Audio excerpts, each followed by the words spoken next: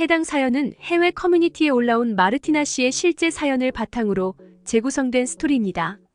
인천 앞바다의 한 식당, 한국 여행을 온 이탈리아인 가족이 오붓하게 식사를 하고 있는데요. 그러나 아버지로 보이는 중년 남자의 표정이 어쩐지 심상치 않습니다. 바로 그때 눈시울이 붉어진 아버지가 눈물을 펑펑 흘리기 시작합니다. 난생 처음 아버지가 우는 모습에 깜짝 놀란 딸은 왜 우시냐고 물어봅니다.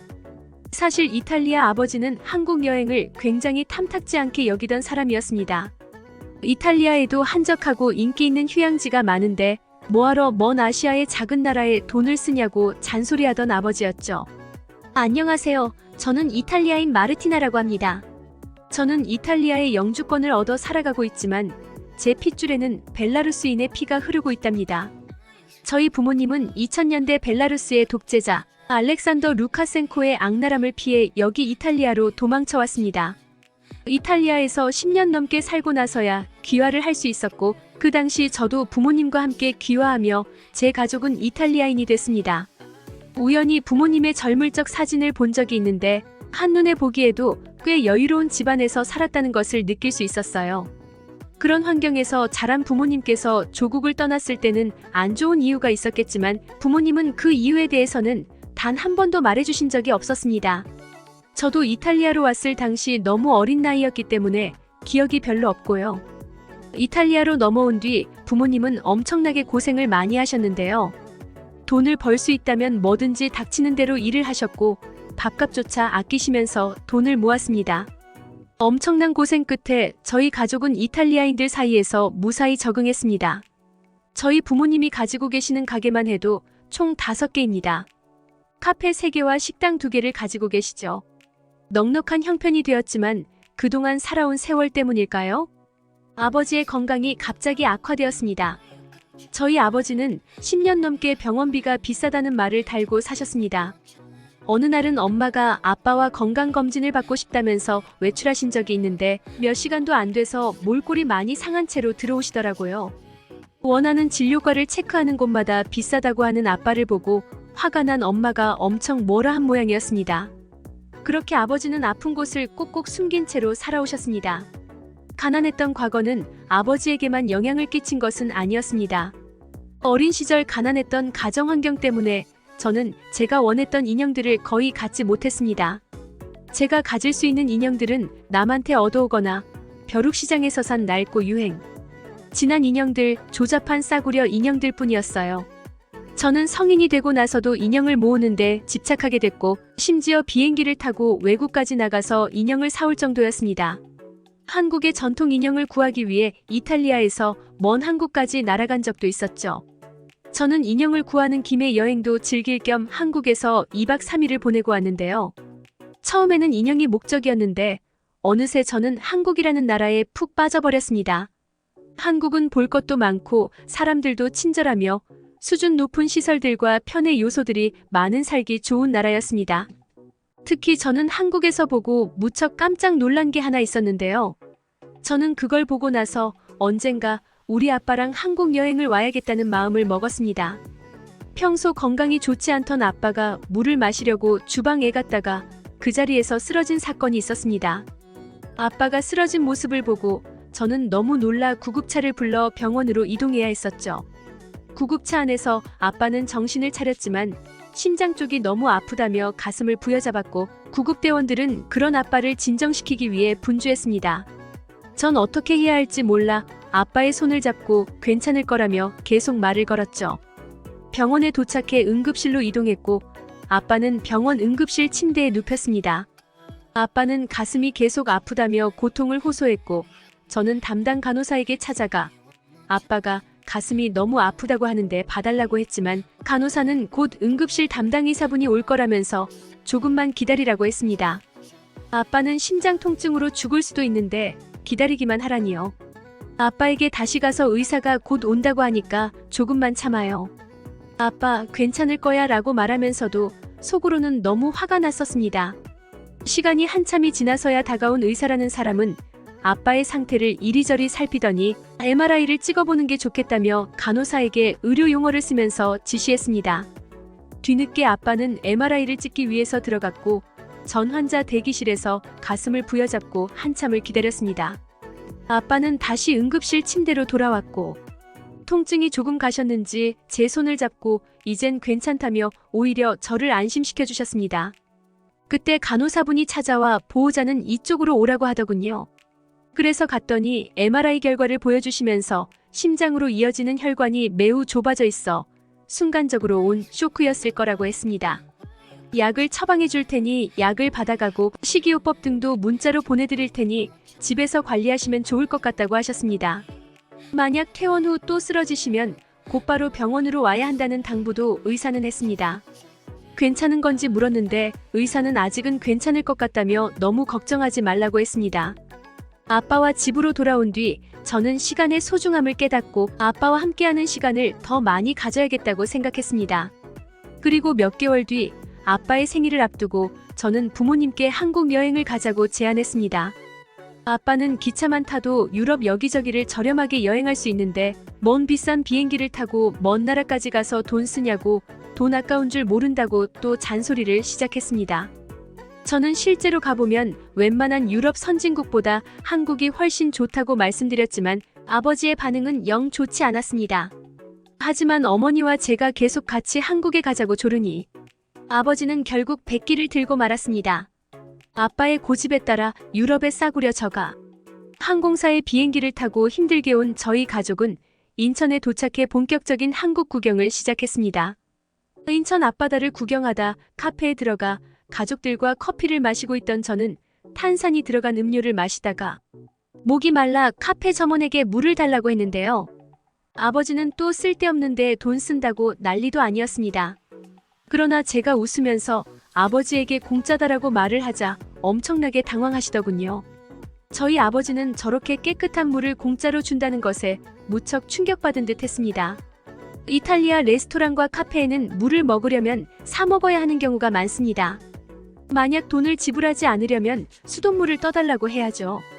하지만 이탈리아는 한국의 깨끗한 수돗물과 달리 석회질이 섞여 나오는 경우가 많아 건강을 생각한다면 피하는 게 좋습니다. 아버지의 충격은 여기서 끝나지 않았습니다. 바다를 구경하던 중 어머니는 화장실에 가고 싶다는 말을 하셨는데요. 아버지는 조금만 참으라며 곧 저녁 시간이니 숙소에 가서 화장실에 가라고 말씀하셨지만 저는 괜찮다며 어머니께 근처에 있는 음식점에 가서 화장실을 이용하자고 말씀드렸습니다. 아버지는 화장실에 쓸데없이 돈을 쓰느냐고 뭐라고 하셨지만 저는 또 화장실도 무료로 쓸 수 있다고 말씀드렸죠. 그러자 아버지는 물도 공짜인데 화장실도 공짜라고? 라고 믿기지 않는 듯 되물어 보셨습니다. 이탈리아는 식당이나 카페에서 손님만 화장실을 이용할 수 있고 쇼핑몰 같은 곳에서도 유료 화장실을 이용해야 합니다. 유럽 많은 나라가 그러한데 한국은 반대로 웬만한 공중 화장실도 무료고 식당에 가서도 급하다고 양해를 구하면 쓰게 해주는 게 보통이라 너무 좋았습니다. 저희 아버지는 한국에 살면 돈 아낄 일이 많겠네라고 신기해하셨습니다. 저는 이때다 싶어 한국에서는 비싼 고급 음식을 싸게 먹을 방법도 있다고 말씀드렸는데요. 부모님 두 분 다 눈을 동그랗게 뜨시더군요. 저는 수소문한 맛집으로 화장실을 핑계 삼아 부모님을 모시고 갔습니다. 제가 부모님을 데리고 간 음식점은 바로 굴 요리를 하는 가게였습니다. 유럽에서는 굴이 무척 고급 요리인데요. 굴 하나당 가격이 평균적으로 한국의 10배라서 배부르게 먹으려면 몇십만 원. 어치가 깨지는 건 각오해야 합니다. 하지만 한국에서는 굴을 배 터지게 먹어도 유럽에서보다 훨씬 적게 나와 계산서를 보고 저도 깜짝 놀랐던 기억이 납니다. 그때 마침 저희 아버지 생각이 나더군요. 어머니가 말씀하시길 아버지는 벨라루스에 계실 때 굴을 엄청 좋아하셨다고 해요. 하지만 이탈리아에 오고 나서는 돈이 아깝다고 거의 못 드신다고 하셨어요. 과연 어머니의 말이 사실인지 평소라면 비싼 데 왔다고 길길이 날뛰어야 할 아버지가 눈을 못 떼고 다른 테이블에 있는 굴을 뚫어져라 쳐다보고 계셨어요. 테이블에 장착된 굴찜기에 굴을 쏟아붓는데 부모님은 어마어마한 굴의 양에 입을 다물지 못했습니다. 제가 돈을 써도 아무 말 안 했던 어머니마저 저보고 너무 무리하는 거 아니냐고 걱정하셨죠. 저는 부모님을 안심시켜 드리려고 굴의 가격을 말했습니다. 제가 시킨 데자 굴찜의 가격은 5만 원인데 유로화로 치면 약 35유로가 조금 넘는 금액이었습니다. 어머니는 믿기지 않는지 내가 가격을 잘못 본 것 아니냐고 말씀하셨습니다. 심지어 굴을 찌고 있을 동안 서비스로 생굴과 무생채, 굴미역국 등의 서비스가 나오자 더할 말을 잃으신 듯 했습니다. 이탈리아에서는 5만 원에 이런 서비스는 어림도 없거든요. 어느 부모님께 한국은 생굴을 초장에 찍어 먹는다며 먼저 시범을 보였고 부모님도 저를 따라 했습니다. 어머니는 생굴을 입에 넣자마자 굴의 향과 함께 초장의 새콤한 맛이 잘 어우러졌다면서 감탄을 금치 못했습니다. 하지만 아버지는 굴을 드시면서도 계속 무표정이셨습니다. 저는 눈치를 보며 맛이 없냐고 물어봤습니다. 어머니는 저보고 내버려 두라면서 원래 가끔 딴 생각에 빠질 때 저러신다고 굴미역국이 너무 맛있다면서 저보고도 얼른 먹어보라고 권했습니다. 굴찜이 다 되었다는 타이머가 울리는 소리를 듣고 점원이 저희 테이블에 찜기를 열었습니다. 찜기를 열자 모락모락 연기와 함께 굴향이 싹 퍼져 식욕을 자극했는데요. 목장갑을 끼고 조심조심 껍질을 열어 굴을 쏙 빼놓은 다음 아버지께 먼저 드렸습니다. 저는 김치랑 먹어도 맛있다고 말씀드렸지만 아버지는 굴 그대로의 맛을 느끼고 싶다며 그냥 드시겠다고 하셨습니다. 유럽인들은 보통 생굴을 먹기 때문에 처음으로 굴찜을 드신 아버지가 어떤 반응일지 너무 긴장됐습니다. 아버지는 눈을 감고 굴의 맛을 음미하셨습니다. 어떠냐고 물어보는데 아버지가 아무 말도 없는 겁니다. 그리고 서서히 눈시울이 붉어지더니 눈물을 흘리시는 모습에 저와 어머니는 당황했는데요. 저는 나름 맛있었던 집이라고 생각해서 온 거였는데 아버지 취향은 아니었던 걸까요? 하지만 아버지는 곧 눈물을 닦으시더니 저에게 고맙다라고 말씀하셨습니다. 무뚝뚝한 아버지는 생전 남에게 아쉬운 소리도 안 했지만 고맙다나 미안하다는 말도 안 하시는 분이셨습니다. 그런 아버지가 저한테 고맙다는 말을 하다니 믿기지 않더군요. 한국 굴식당에서 저는 생애 처음으로 아버지의 진짜 속마음을 들을 수 있었습니다. 아버지의 젊은 시절은 고단함의 연속이었는데요. 이탈리아어가 서툰 외국인 노동자가 할 수 있는 일은 한계가 있었고 온갖 막노동과 자비를 하며 생계를 유지했지만 워낙 물가가 비싸니 삶은 팍팍했습니다. 20년 전 그날도 일을 끝내고 퇴근한 아버지는 슈퍼에 들려 장을 보고 있었는데요. 가격을 비교해가며 살 것을 고르는 자신에게 문득 서러움을 느꼈다고 합니다. 뼈 빠지게 일해 돈을 버는데도 1유로에 벌벌 떨어야 하는 인생이라니 아직 젊고 충동적이던 아버지는 욱하는 마음에 내가 이렇게 열심히 사는데 먹고 싶은 것 하나 못 먹나 생각이 들어 근처 수산물 시장에서 굴을 박스채 사들고 집에 들어왔습니다. 어마어마한 굴의 양을 보고 미쳤다고 소리치는 어머니를 무시하며 열심히 굴을 까드셨다고 해요. 하지만 아버지는 곧 자신의 행동을 후회했습니다. 다음 날이 저의 5번째 생일이었기 때문입니다. 굴을 사느라 돈을 다 써버린 아버지는 제가 갖고 싶은 인형을 사주지 못했고 속상한 마음에 저녁 내내 울었던 저는 몸살에 걸려 몸져 누웠습니다. 아파서 끙끙대는 딸을 보며 아버지는 엄청난 죄책감을 느꼈고 자기 자신만 생각한 죗값을 딸이 치른다는 생각을 떨칠 수 없었다고 합니다. 그 뒤부터 아버지는 절대 돈을 허투루 쓰지 않았습니다. 자신이 버는 돈은 오로지 가족의 생계와 미래를 위해서였죠.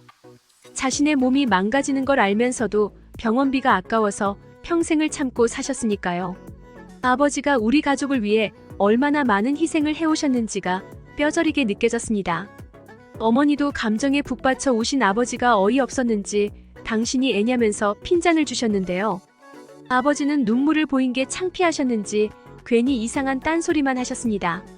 그러니까 내가 한국에 안 온다고 했잖아. 요즘 저희 아버지는 한국도 안 가냐? 라면서 은근슬쩍 저에게 물어보시는데요. 내년 아버지의 생일에 함께 한국에 갈 것 같습니다. 지난번 거실에서 쓰러졌을 당시 이탈리아 의사분께서 당장은 약만 드셔도 괜찮지만 심장 근육에 지속적인 손상이 생길 수 있다고 했는데요. 혈관이 축소되어 심장으로 혈액 이동이 원활할 수 있도록 1년 안에는 꼭 시술해야 한다고 의사분께서 권유했습니다. 아버지께서는 심근경색 스텐트 시술이라는 걸 받아야 하는데 제가 알아본 결과 이탈리아보다 한국이 심장 쪽으로도 훨씬 뛰어나다더군요. 약물 치료만 해주는 제가 사는 곳의 병원들은 신뢰하기 어려울 것 같다는 마음이 생겼고 한국은 의료진 실력뿐 아니라 모든 서비스가 훌륭하다는데 무조건 한국에서 치료를 해드려야겠죠?